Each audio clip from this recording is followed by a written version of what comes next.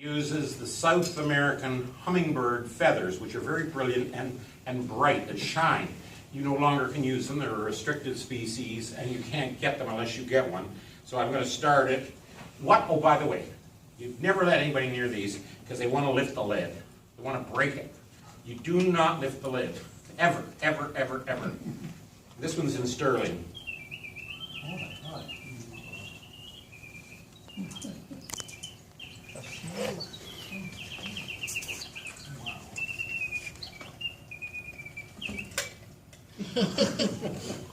There were those who made mechanisms, and there were those who produced the box. They were two separate groups, and they were married together. So beautiful, beautiful, what they would call snuff boxes. And here is one right here, obviously not from 1700. And so you get the development of a group of technician watchmakers, horologists, who then began to build some of the most fantastic automatons that ever existed, and even to this day. And I'm going to come back to that in a little while. Basically, oh God, I hate that word. Basically.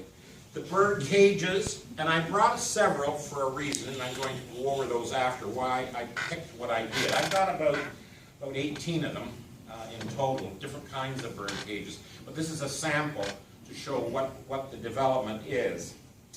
Finally, dioramas. Dioramas are really either flat, you sometimes have them in pictures, with a clock in the corner, it's a painted picture, and it could be a scene of a village. And there could be the blacksmith hammering in one corner, some lady in the market taking out vegetables out of the basket, a horse rider going back and forward. Usually fairly straightforward, but still quite collectible even today. I bought a diorama out of Cleveland about 8 years ago, and someday I'll get around to restoring it. And it's quite large, very elaborate, all sorts of wheels at the back that have to be connected to make this thing all work.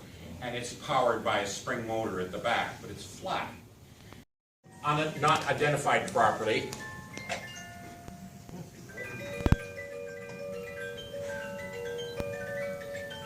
More of a music box. People list them on eBay as lipstick holders. They were for cigars in France. A small diorama. Sadly, when I bought it, it came with the dome smashed. The person I bought it off of didn't pack the dome correctly. Very delicate to ship, and it came in pieces. It was just a complete disaster. What do you do? And I'm going to tell you something, a little hint about sending very valuable things. A little trick I learned, because when I bought some big ones, and I have some these that are huge, and the glass is very thin and very delicate on these, and I mean thin. It just shatters very quickly. You literally wrap the dome in a plastic bag. You then get foam insulation. You fill the inside and around the outside of the bag, and then you put it in a box, and you fill the box with foam. And then you put that, and I actually shipped one from Europe in a barrel, and it was foam chips. So the dome couldn't shift, it couldn't do anything. So if you have a valuable piece of furniture or anything, or not furniture, china, a watch or something, you're very concerned about it getting tossed, like wrapping it in the plastic before you do it and then foaming it is a great way to send something if it is valuable, because it sure doesn't work. It's nice. Over top of a glass dome? Pardon me? There's a glass dome goes on this. This will work to a degree.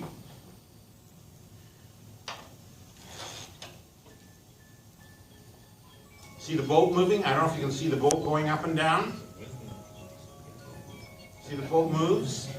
It's on the water. The train's going around. Here comes the train with a little help.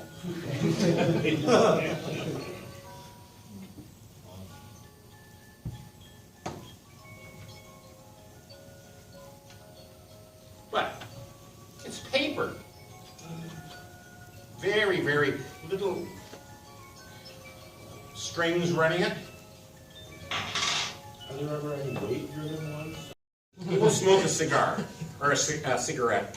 You open this little compartment, and you put the cigarette in there, and he will actually blow smoke out his mouth. Jeez. Like Upside down, the lid part down? Yeah, no, the lift part up, and it draws. Oh, There's a vacuum created in the Oh. bottom, and he will do it out his mouth. Let's see how happy he is today.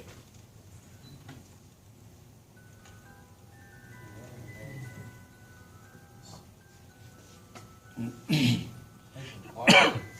Pardon? It's nice and quiet, Oh, yeah. not too loud.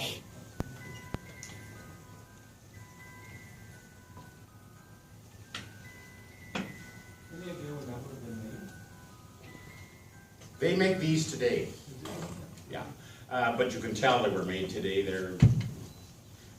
This is sort of one of the classic ones. When I got it, he was missing a foot. That's all that was wrong.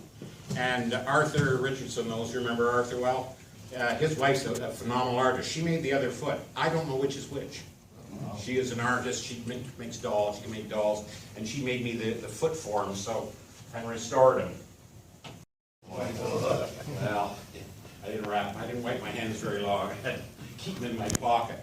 They had about 15 automatons. I didn't get one of them. I think the lowest price one was around $8,000 or $9,000. And they were like, they would have like 3 cats playing instruments, do like this. They were like skinned cats.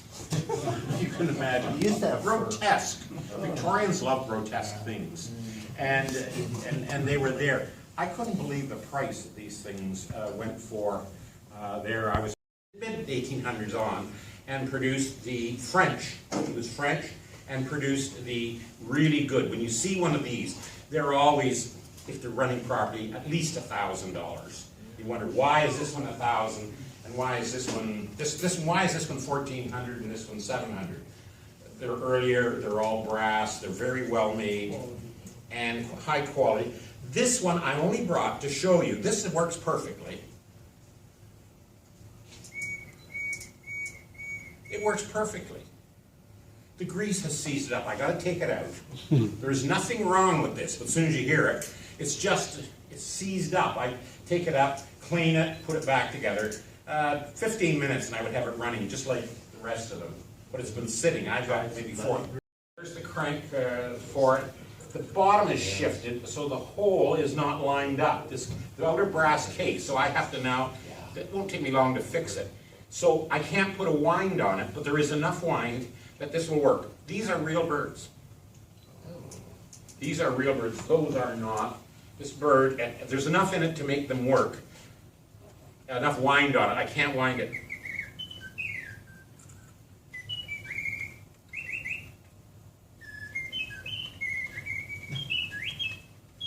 Drive my cat nuts.